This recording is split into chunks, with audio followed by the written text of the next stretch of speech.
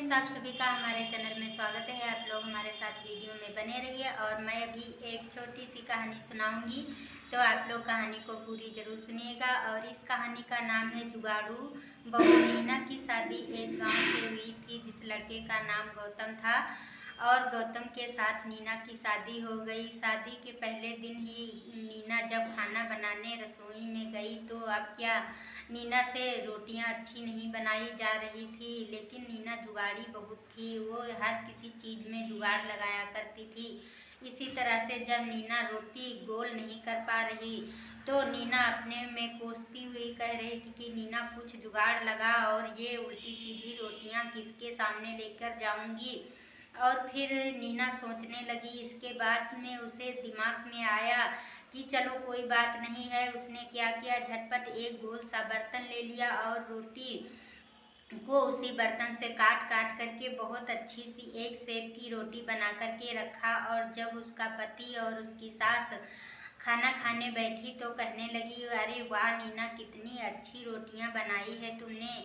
कहीं भी एक भी रोटी टेढ़ी मेढ़ी नहीं है और एक ही साइज की सारी रोटियां हैं। और उसका पति गौतम भी कहने लगा, वाह नीना, कितना स्वादिष्ट खाना बनाती हो तुम, बहुत अच्छा खाना बनाया है।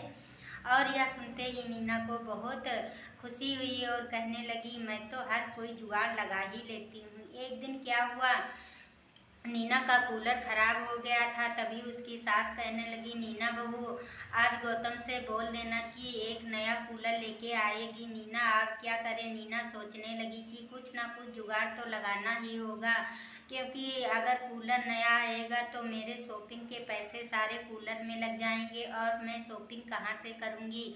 नीना ने सोचने लगी और वो सोच करके ऐसा जुगाड़ लगाया, जो कमरे में खिड़की बनी हुई थी, खिड़की में एक बड़ी सी रस्सी बांध दिया और बेड के पास में एक डंडा रख दिया। इसके बाद में खिड़की को खोल दिया और जब उसका पति गौतम आया तो कहने लगा, अरे नीना यहाँ आओ, और ये बड़ा सा डंडा और रस्सी का मतलब क्या है, ये यहाँ कैसे पड़ी हुई है। नीना ने कहा कि कूलर में पैसे लगाने से तो अच्छा है, बाहर की अच्छी हवा खाएंगे, और इसलिए मैंने खिड़की में एक रस्सी बांध दिया और यहाँ पास मैं डंडा रखती हूँ। और जब खोलना हो तो रस्सी को खींच लूँगी और जब बंद करना हो तो डंडे से उस खिड़की को बंद कर दूँगी। और फिर क्या है, अच्छी अच्छी हवा भी आएगी और मेरे पैसे बिल के भी बच जाएंगे, कूलर भी नहीं खरीदना पड़ेगा। यह सुनकर गौतम बहुत खुश हुआ और कहने लगा, वाह जुगाड़ू मिसिज, बहुत अच्छी, बहुत अच्छे अच्छे जुगाड़ लगाती हो और तुम तो बहुत ही अच्छा सोच विचार कर आइडिया बनाती हो। यह कह करके गौतम चला गया। और फिर एक दिन क्या हुआ, नीना के सासू माँ के कमरे की छत टपकने लगी। बारिश हुई तो गौतम से उसकी माँ कहने लगी, गौतम देखो ये छत टपक रही है, ऐसा ना हो मेरे ऊपर ही गिर जाए, और आज तुम एक मिस्त्री से कह करके इसकी अच्छे से रिपेयरिंग करवा लेना। और फिर गौतम ने कहा, ठीक है माँ जी, मैं आज जब ऑफिस जाऊँगा तब मिस्त्री से बोल के जाऊँगा और मिस्त्री आकर के छत ठीक कर देगा। वैसे ही मिस्त्री वहाँ आया और फिर दरवाजे पे आवाज़ लगाई। नीना ने कहा, कौन हो तुम। उसने कहा, मैं मिस्त्री हूँ, गौतम ने बोल करके गए हैं कि छत टपक रही है, उसको सही करना है। नीना ने कहा, चलो चलो जाओ तुम यहाँ से, मैं, मेरा घर है, मैं खुद ही देख लूँगी कहाँ छत टपक रही है और तुम्हारी कोई ज़रूरत नहीं।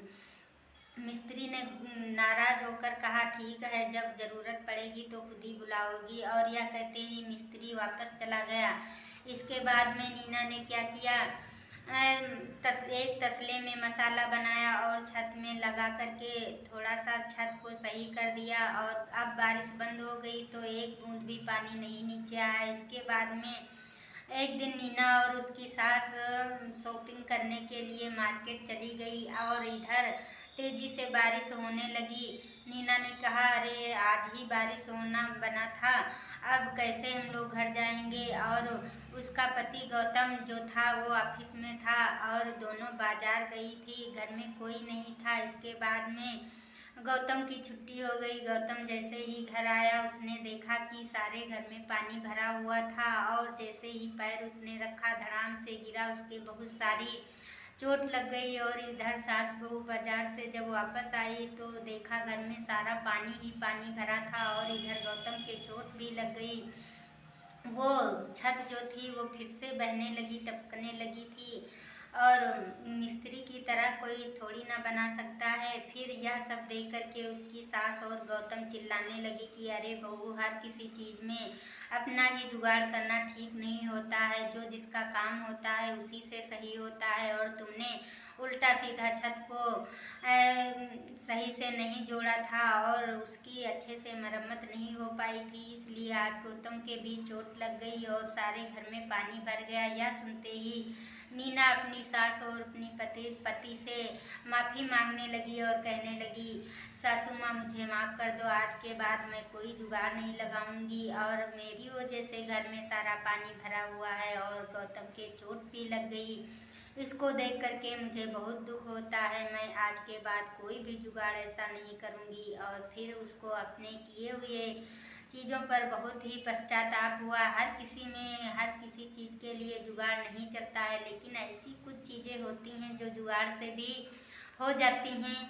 मगर ऐसा नहीं है कि किसी का भी काम हम अपने आप से कर सकते हैं, ऐसा नहीं होता। जो जिसका काम होता है उसी के करने से सही होता है।